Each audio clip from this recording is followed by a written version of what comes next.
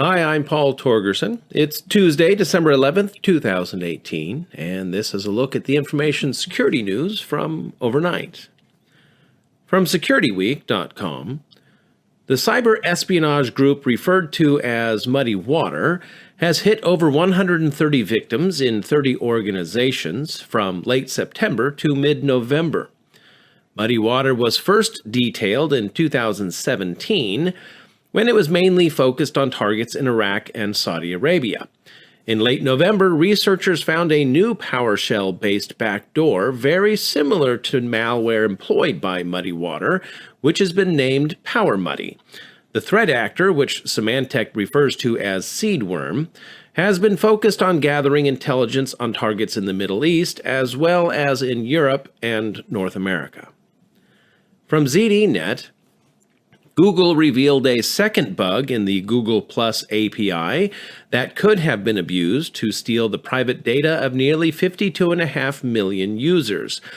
The bug, which resided in the People API endpoint that apps and developers used to get information about user profiles, came to light following internal tests and was not exploited by any third party, at least based on current evidence. Following the discovery of this new bug, Google has also decided to move the shutdown date for the consumer version of Google Plus from August of 2019 forward to April of 2019.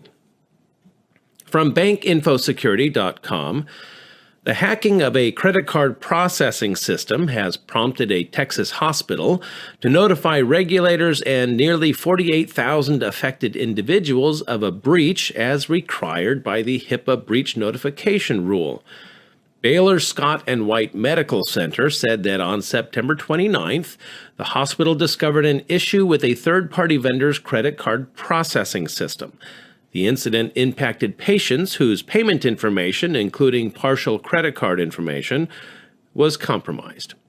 Although the credit card breaches are relatively rare in the healthcare sector, another card-related breach reported in August by Arizona-based Banner Health opened the door to the exposure of data of millions of individuals.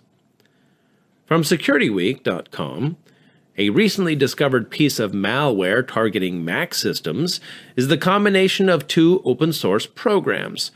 Detected as Darth Miner, the threat is distributed through an application called Adobe Z, that's ZII, which supposedly helps in the piracy of various Adobe programs, but which in this case does nothing of the sort. In fact, the fake Adobe Z software doesn't even use the stolen Adobe Creative Cloud logo, but a generic Automator applet icon instead.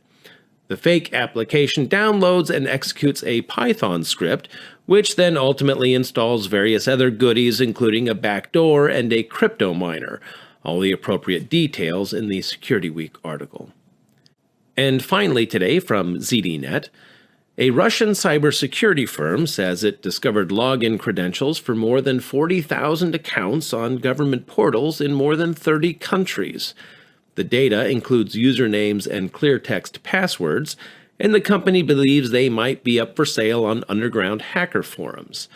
The account details appear to have been collected over time by cybercriminals, with the help of off-the-shelf malware strains such as Pony and the Azor-Alt InfoStealers, but also the Quackbot multi-purpose Trojan. It's good to have a multi-purpose Trojan, isn't it?